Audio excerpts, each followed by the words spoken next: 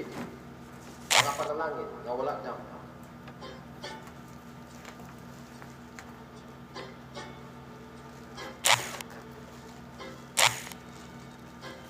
I just feel like something good is about to happen. I just feel like something good is on its way. He has promised that he'd open all of heaven and from it could happen. Mayong buntag sa tanan natong mga suki nga mga tigpaminaw. Sa gihapon, salamat sa Dios. Murag maayo man ang atong panahon karon. Hinaot nga nangandam kita sa pagpaminaw ni ini atong sibya. Ang pagtuon nato sa pulong sa Dios karon nga buntag. Og sa gihapon akong ginapasalamatan hinaot nga kini atong mga friends no sa Facebook. Nagapadayon sa subaybay, nagapadayon sa pagpaminaw nining atong broadcast live sa Facebook karon nga buntag. Mayong buntag kaninyong tanan. Sa dili pa ako magapadayon, ako ipahibalo diha sa mga taga Kambulo na napoy baka nga nakabuhi karon ra gyud nga buntag. Paingon ako dinhi sa istasyonan sa radyo. Medyo pula-pula nga may pagka-brown. Dili man gyud ako nga baka apan na buhian. Murag napalos ang hikot. So sa tag-iya o sa makadungog diha sa Kambulo, Barangay Banga, palihog ang tawa ninyo ang inyong baka diha or kung nakailam mo sa tag-iya, ipahibalo kay kasurisuro yang iyang baka o makadaot sa mga tanom. Kay gina-develop nato kanang lugar nga mahimong garden area. So palihog lang. Now sa dili pa ta mag padayon ato ihatag ang atong kaugalingon usa sa Dios pinagi sa pag-ampo. Ginoong Dios, kami nagapasalamat nga makabalik kami makatuon sa imong pulong, maka-apply niini sa among mga kinabuhi aron kami magiyahan kung unsa ang angayan namo pagkabuhaton sa matag adlaw na mga kalihukan. Hinaot nga pinaagi niini nga pagtuon, mapanalanginan ang among mga panimalay. Adunay eksaktong mga values ang among mga kabataan. O mahimong matinuod ang among pagpadayag o pagpasundayag sa among kaugalingon diha kanimo nga sa pagkatinuod gayud kami imong mga anak. Kami mga tunay nga Kristiyano. Kami nagasubay sa imong plano o sa imong kabubuton nga nasulat diha sa imong pulong. Kining tanan among ginatugyan kanimo sa ngalan ni Ginoong Hesus. Amen. Now karon buntag atong padayonon katong atong gisugdan sa miaging Domingo nga title or topiko, The Temple of God. Ang templo sa Dios, part 2 kita karon. Og adunay pangutana kita kung giunsa nato pag sabot o giunsa nato paggamit ang templo sa Dios. So karon mobasa usab kita maurag gyapon nga teksto nga atong gibasa sa miaging Domingo. 1 Corinthians chapter 3 verses 13 hangtod 17 gisulat kini ni San Pablo.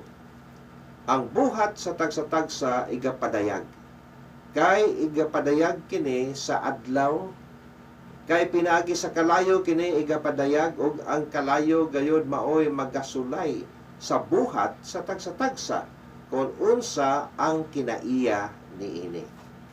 Kung ang buhat ni bisan kinsa nga nagatukod sa ibabaw niining sa ibabaw niini magapadayon, siya magadawat og tumbas. Kung ang buhat ni bisan kinsa masunog, siya magaantos sa kapildihan. Apan siya maluwas. Walay sapayan, maingon nga pinaagi sa kalayo. Wala ba kamo manghibalo nga kamo templo sa Dios?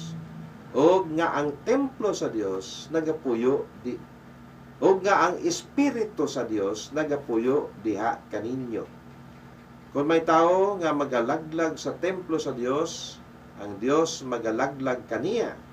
Kay ang templo sa Dios balaan o mao kana kamo. Mga suking tigpaminaw, kita templo sa Dios. Mao ni siya ang atong agisugdan sa miaging Domingo. Ato gihisgutan nga gitugot sa Dios nga maguba ang templo niya nga gitukod ni Haring Solomon sa panahon nga gisulong ang Jerusalem ni Nebuchadnezzar o gibihag sila.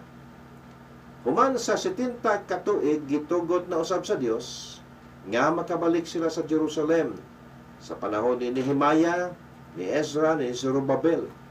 Mao kini ang gitawag nga ikaduhang templo. Mao kini ang templo nga nasudlan ni Ginoong Hesus. Nag-ingon na usab si Ginoong Hesus nga maguba kini nga templo ug walay bato nga magapatong sa usa. So niadtong 70 AD karon 2022 AD naman ta. Niadtong 70 AD gisulong sa mga Romanhon ang Jerusalem ug natuman ang giingon ni Ginoong Hesus. Mabasahan nato kini sa Matthew chapter 24 verse 2. Sa English, and Jesus said unto them, Say ye not all these things? Verily I say unto you, there shall not be left here one stone upon another that shall not be thrown down. Sabi ni Saya, apan si Jesus sa mitubag miingon kanila, wala ba ninyo makita kanang tanan, mga butanga? Sa pagkamatuod, nagaingon ako kaninyo, walay bato dinhi nga igabilin sa ibabaw sa usa ka bato nga dili pagatumpagon. Sa tinuod man sa pagsulong sa mga Romanhon niadto 70 AD, walay usa ka bato o tisa nga nagpatong sa usa ka tisa. Gibungkag ang tanan sa pagtuo nga adunay bulawan sa tunga-tunga ni anang mga tisa. Giipit ni anang mga dagkong bato. So gibungkag yun, giransak yun pag-ayo. So tungod wala nay templo, ang pangutana din mao kini, asa o unsaon na pagsimba. Ano yung pangutana? Tingali mayngon matubag po nato nganong gitugot man na sa Dios. Ato na nang gisugdan sa pagtuon sa miaging Domingo. Atong mabasahan ang giingon sa atong Ginoong Hesus, mga suking tigpaminaw, sa John chapter 4 verse 19, na himamat o natagbuan sa atong Ginoong Hesus kining babayeng Samaritanhon. Wal gisugo sa atong Ginoo ang iyang mga tinun-an o ang mga disciples nga mamalit og pagkaon dito dool sa usa ka lungsod. Dito siya naghulat, medyo gawas-gawas na sa lungsod, sa usa ka atabay. Unya miduol di ay kining babae udtong dako kay mo kuha og tubig niya na nga atabay. Apan aduna sila conversation, aduna sila istoryahanay. So akong basahon ang ginasulti sa babae dinhi sa John chapter 4 verse 19 hangtod kita sa 21. Ang babae miingon kaniya, Ginoo, nakita ko nga ikaw malalagna. Ang among mga ginikanan nagasimba dinhi niining bukira. Ug kamo nagaingon nga sa Jerusalem atoa ang dapit diin ang mga katawhan kinahanglan magsimba.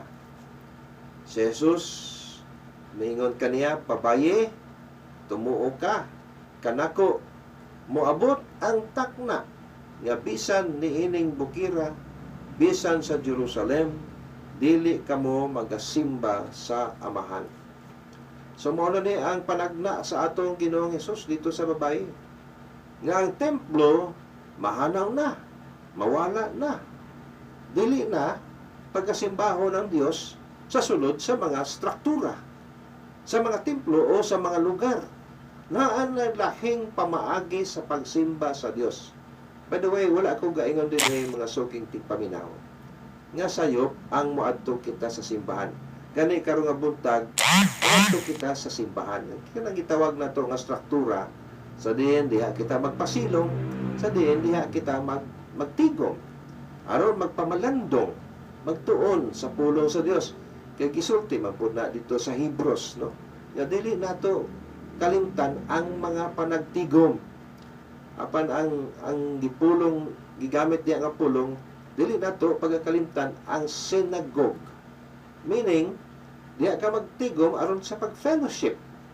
Apan sa pagbuhat sa pagtigom, diha mapurma ang gitawag nga eklesiya. Kung walay tigom sa mga katawan, walay church, walay eklesiya, kanang building manggod, dili na siya church. Ang church, mao na ang mga tao nga nagtigom. Okay. Anyway, templo nga atong ginahisgutan. So, moabot ang panahon nga wala na struktura nga pagkatawgon nga templo. Sa diin ang mga tao diha mag-adto o magasimba. Unsa na lang di ay kini. Now, mga tigpaminaw gisulti ni Ginoong Hesus sa babaye nga wala na specific nga lugar. Ato na siyang bantayan. Ato gyud na siyang hinumduman. Sa diin, diha ragyod ang Dios pagasimbahon. Dili na sa syudad sa Jerusalem o sa kabukiran. So naanay siya implication din niya sa atoa. Sa panahon sa mga propeta, gisugdan kini pag-abuso kining sistema sa pagsimba. Labi na gyud sa panahon ni Ginoong Hesus. Kung inyong nahinumduman, sayop ang sistema sa pagsimba. Giabusuhan, puro seremonyas na lamang. Mosulod ka sa usa ka building, sa usa ka struktura, tawgon nato na siya nga simbahan, or tawgon nato na siya nga templo, andi ata mo perform sa nagkalain-laing mga seremonyas. Apan naay lahi nga panglantaw o obserbasyon ang atong Ginoong Hesus. Atong basahon ang Mark chapter 11, magsugod ta sa verse 15 hangtod sa 17. Og nangabot sila sa Jerusalem. Og si Jesus misulod sa templo, or kanang gitawag natong simbahan. Og nagsugod pag-abog sa gawas sa mga nanagbaligya og mga nanagpamalit sa sulod sa templo. Og gipamukan niya ang mga lamisa sa mga magbabaylo og ang mga lingkuranan sa mga nanagbaligya og mga salampati. Og wala siya mutugot nga may magadala og ginamiton latas sa templo. Og nagtudlo siya og nag-ingon kanila, wala ba mahasulat ang akong balay paganganlan balay sa pagampo sa tanan nga nasod, apan gihimo ninyo nga lungib sa mga tulisan. Okay. Sa sulod sa templo, sa compound sa templo, gihimo kining negosyo. Dili lang sa mga kaparian ni anang panahona, kundi sa mga tao nga gitugtan ra usab sa mga pare. Tungod kay naaman sila'y partida sa maong negosyo nga ginabuhat diha sa sulod sa templo. Ug inyong nabantayan, iyang papahawa katong mga magbabaylo. Unsa maning magbabaylo? Sa dili pa mo hatag og offering sa simbahan, ang mga Hudiyo, ang ilang Romanhon nga kwarta, ila usang bayluhan og kwarta nga iya sa Hudiyo. Kay kadtong Romanhon nga salapi o kwarta naay hulagway sa emperador sa Roma. Apan kabalo na kamo nga ang mga Hudiyo dili gyud mosimba o dili mo tugot nga ang usa ka salapi na ay hulagway tungod kay nga gamiton sa pagsimba. Kay ang Biblia nagsulti man gyud nga dili pagasimbahon kanang mga imahe o kanang mga hulagway. Labi na gyud nga hulagway sa emperador sa Roma. So bayloan na siya diha. O katong gibaylo mao himong offering. Na dinhi makaginansya ang mga pare. May partida sila dinhi sa pagbayloanay. And then gipang-abog niya ang nalagbaligya sa mga salampati. Ngano man nga iyang gipang-abog tungod kay mga walay class nga mga salampati na ay requirement ang Hudiyo nga sa paghatag og offering kinahanglan katong first class gyud, katong mga walay sakit nga karniro, walay sakit nga kanding, walay sakit nga baka, walay sakit nga salampati, alang to sa mga pobreng tawo kini salampati. Sama sa gibuhat ni Jose o ni Maria sa pagsimba nila dito sa templo. Salampati lang in tawo ng ilang gihatag nga offering nga ipadugo dito sa templo. So, pangpahawa kato sila sa atong Ginoong Hesus. Ug wala na siya mutugot nga may magadala og ginamiton diha sa sulod sa templo. Unya, nag-isulti siya nga ang templo balay sa pag-ampo alang sa tanang mga nasod. Kay di ay dito kuno sa lugar nga naay negosyo dapat kadto lugar to sa mga hintil, sumala sa mga scholars, lugar sa mga dili Hudiyo, aron ang mga dili Hudiyo makaapil po sa pagsimba.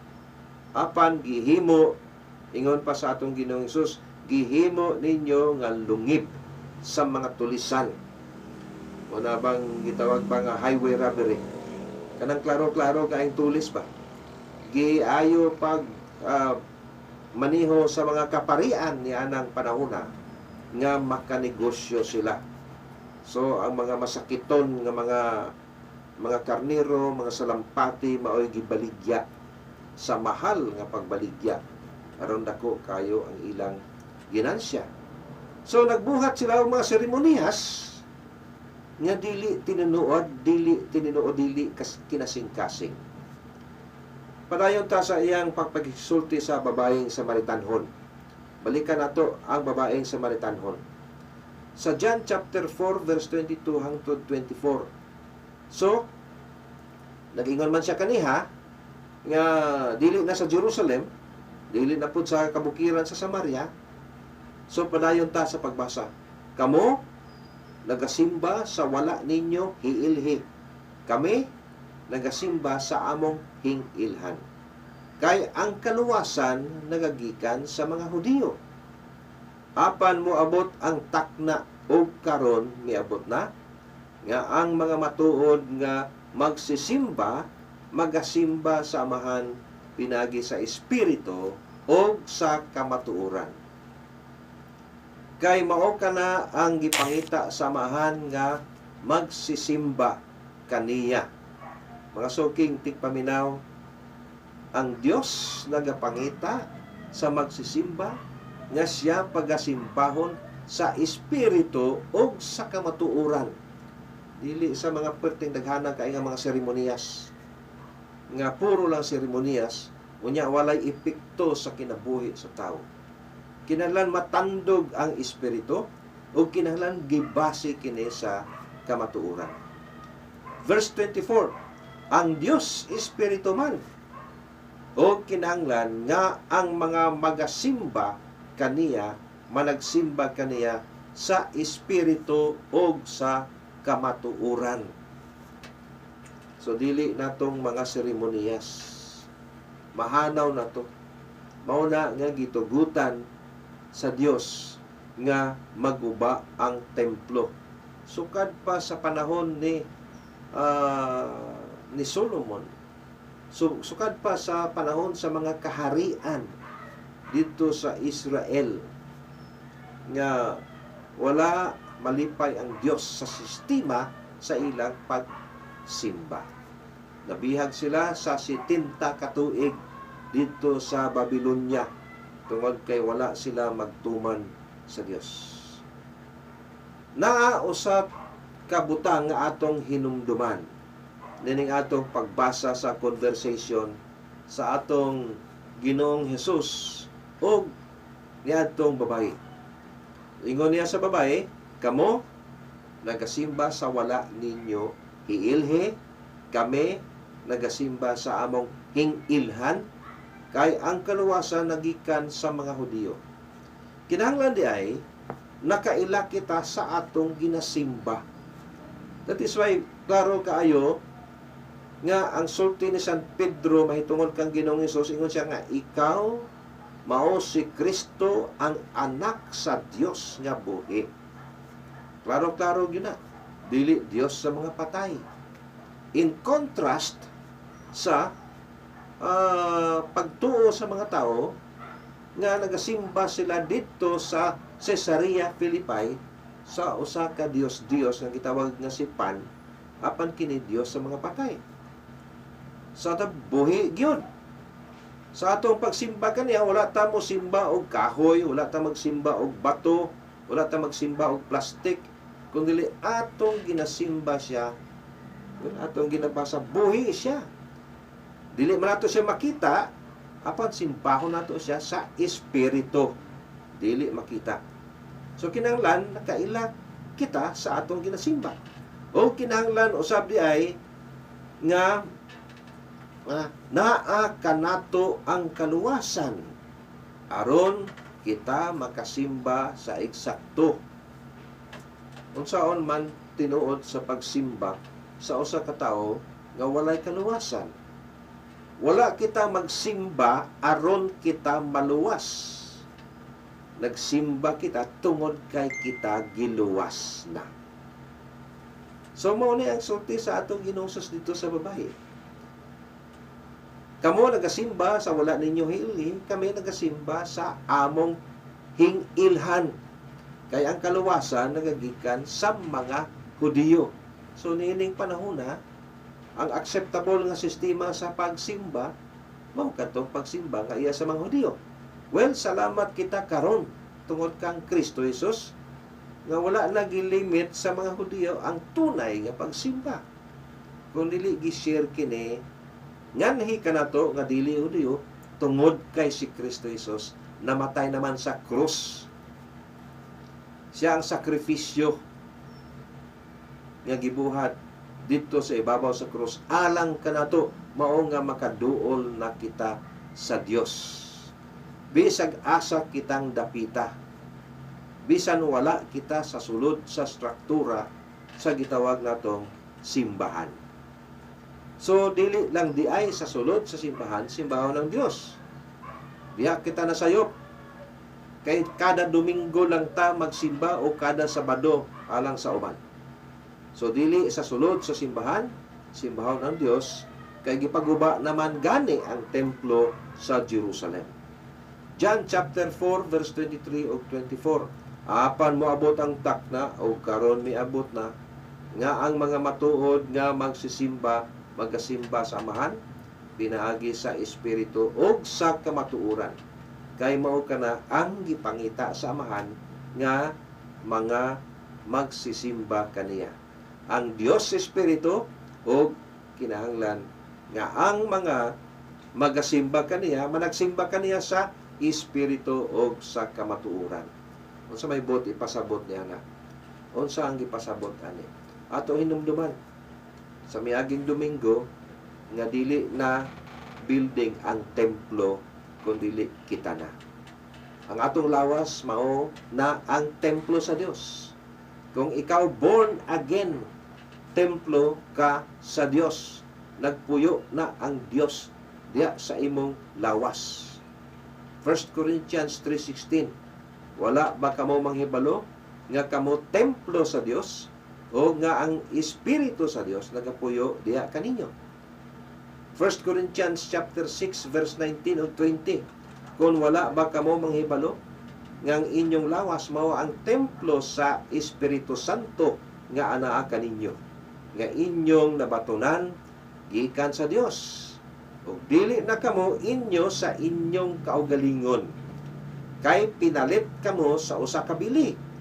Busa himayaon ninyo ang Dios sa inyong lawas ug sa inyong espiritu nga mga iya sa Dios. Dako kayo ang bili sa pagpalit sa Dios kanato, gipakamatyan niya kita sa krus sa Kalbaryo. Pinagi kang Ginoong Hesus. Tungod niini, simbaho na to ang Dios, pinagi sa atong mga lawas. Mauna na siya karon. Romans chapter 12 verses 1 and 2. Mga igsoon, ginapangamuyo ko kaninyo. Mao ni ang ingon pa ni San Pablo. Pinaagi sa mga kaluoy sa Dios, nga ihalad ninyo ang inyong mga lawas, ingon nga halad nga buhi. Balaan og nahamutan sa Dios, nga mao ang inyong katarunganon nga pagsimba. Ang ato day mga activity sa atong lawas, ang mga kalihukan di ay sa atong mga lawas, i-dedicate di ay nato kini sa Dios. Igugmao nato ang Dios pinagis sa bugos natong kasing-kasing, sa bugos natong panghuna-una, sa bugos natong kalan, sa bugos natong kusog. Mo na siya ang buti pasabot ana nga mga text nga gisulti sa Biblia. Nya matuta karon sa verse 2. Og dili kamo magpahiuyon niining panahona sa kalibutan, kundi pag-usab kamo pinaagi sa pagbag-o sa inyong salabutan, aron inyong hisayran kung unsa ang maayo og makapahimuot og hingpit nga kabubuton sa Dios. Kanang giingon nato kaniha dinhi sa bersikulo, balaan og nahamutan sa Dios nga mao ang inyong katarunganon nga pagsimba. Kanang ato dayang mga kalihukan, bisan pa ang ato mga pagpanarabaho, bisad asa kita, naaman ta sa opisina, tingali nagkuyot kita sa PC nga ginaguyot sa karabaw kay nagdaro ta, o tingali nagdrive ta og putput, o bisag unsa nga atong ginabuhat, o tingali namingwit kitag isda, mahimo kining pagsimba sa Dios. Pero tingali dili man tingali na pagsimba sa Dios kung pasagad ra tag pamutulog kahoy. Dili man tingali na pagsimba sa Dios kung pasagad ra ta panglabay og mga basura sa gasa. Tingali dili man tingali na pagsimba sa Dios kung buhian nato ng atong mga baka makakaon sa mga tanom sa ubang tawo. No? Subuot lamang ipasabot niini nga adunay sakripisyo kita nga pagabuhaton alang sa atong isig katawo, o kini magadala sa paghimaya o pagsimba sa Dios. Usahay maulawan kita sa atong tinguha sa pagsangyaw sa maayong balita. Usahay makulangan kita kay ato usa gitabang kung unsa ang aniak kanato alang sa kayuhan sa atong isig katawo. Usahay pagyon mo voluntaryo kita alang sa usa ka maayong kalihukan nga walay bayad, sama sa pagtunlo og maayo og Dios nun nga pamatasan sa atong mga eskwelahan. So kita nagapasalamat sa mga nag-volunteer diya sa values orientation in classroom education. Usa ka na kapamaagi sa pagsimba. Dili lang di ay ang pagsulod sa simbahan. So alang sa mga born again, tungod ang atong lawas templo sa Dios, dili nato kini gamiton sa TikTok nga mogawas ang atong mga pusod og igot-igot. Kung ikaw templo sa Dios, sa balay sa Dios ka mo pauli kung human ka na dinhi sa kalibutan. Hinaot mga suking tigpaminaw, inyo nagi papuyo si Kristo sa inyong kinabuhi, aron masiguro ninyo nga kamo templo sa Dios, O sa Dios kita mo pauli kung wala na kita dinhi sa kalibutan. Magpagamit usa kita saging harian sa Dios samtang niapa kita sa kalibutan nagpuyo. God bless you and God bless Bayawan.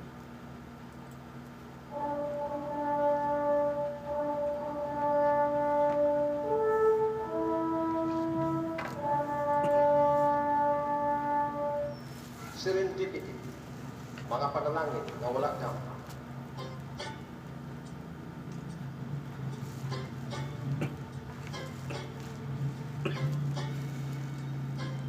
I just feel like something good is about to happen. I just feel like something They're gonna get their